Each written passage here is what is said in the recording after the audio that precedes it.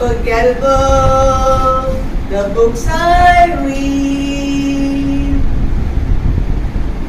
Toastmasters, a very good evening to you. Right. No sooner I entered this door today, Tanvi, the grammarian, comes and says, "Ann, you have to use a word of the day." Now I have to give her respect now. She was the area director and now she is the conference, the winner, bigger name. So I said, yes, Tanvi. What's the word? Premier. And she told me how to pronounce it in the American style and the British style, but I prefer to use the Indian style. Premier. And she will put it on the board here so that I don't forget.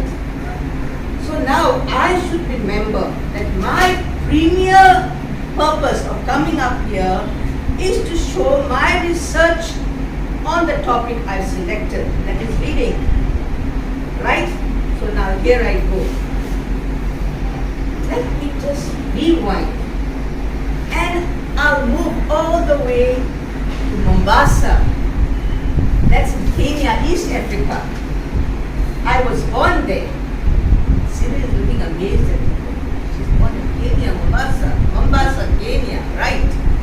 Okay, so I was born there, and when I was just a little girl, so my mom told me, she kept me on her lap and held a book in front of me, Readng Hood, and she read to me.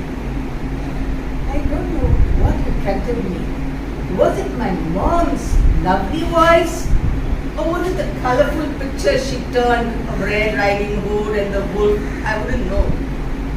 I was too unaware of what was going on. But she further explained that as we went to visit her friends complained, instead of your daughter playing with our children, she goes to the table and picks up a book from there and starts reading. Now really I can't tell you on whom to place the blame. Definitely on my mom. But I would like to blame my poor mom because I think she did something good. Anyway, I became aware of myself as a person when I reached Goa. And then I realized that I was always rushing to take everyone and writing books, this, that. Then I was aware that I was a reader. I wasn't aware before that.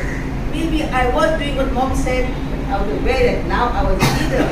So I decided that I must do a research on this topic. Why? What is it you do when you read?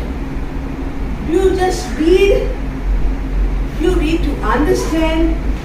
Is reading a skill?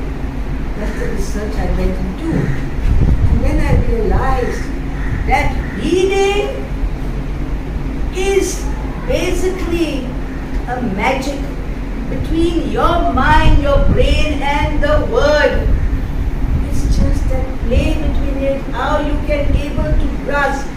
And there are so many things you learn in this process of reading.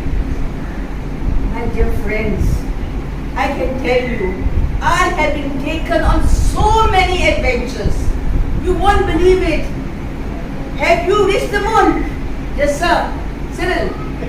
No, he hasn't reached the moon, but I've been to the moon. I've lived on the moon.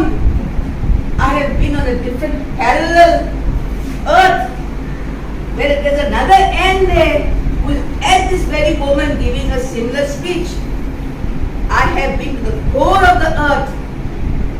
I have been to different places. I have traveled back in time to the Gnosis period.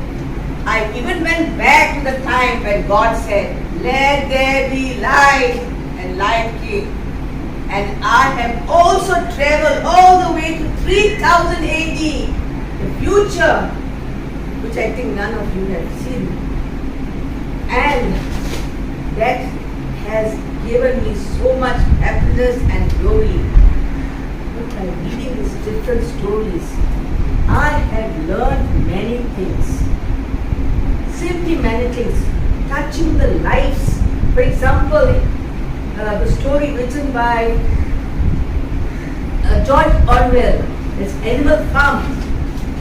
George Orwell writes such a lovely book, and in his book he tells you that no one can be equal. See, Gulliver's Fables. It just talks about inequality, and that is what is happening today in our world. So you learn so many things. You interact with the character in the book. The writer tries to tell you something, and you learn from that something the writer is trying to tell you. That see, this is your life. You are here, you are rich, but there's a poor guy down there who's suffering. Not only in India, in Africa, in Australia, anywhere in the world, they are suffering. They are tortured. And try to understand them. Try to empathize with them. Try to be there for them. Reach out a hand to them. It teaches you simply so many things, reading. It takes you to different worlds. Technology has disturbed us, disturbed this balance of our reading. So don't worry, guys. You know, I live in a very small room like this. Very small room, small PC, and I've got no place in my room to buy big books like our president, because there's no space and white ants will come and visit us. So I just have books in my PC. So I do a lot of reading. And as Toastmasters, my dear friends, we are very privileged to do reading. Why? Because Toastmaster Christo has prepared my speech. He has written my speech. But I had to read that speech and study it. So I was doing reading. So finally, let's just learn, because time and tide waits for no man. He has shown me the red signal. So I'll just close up like this, telling you words can make or break you. So on this note, I'll leave unforgettable.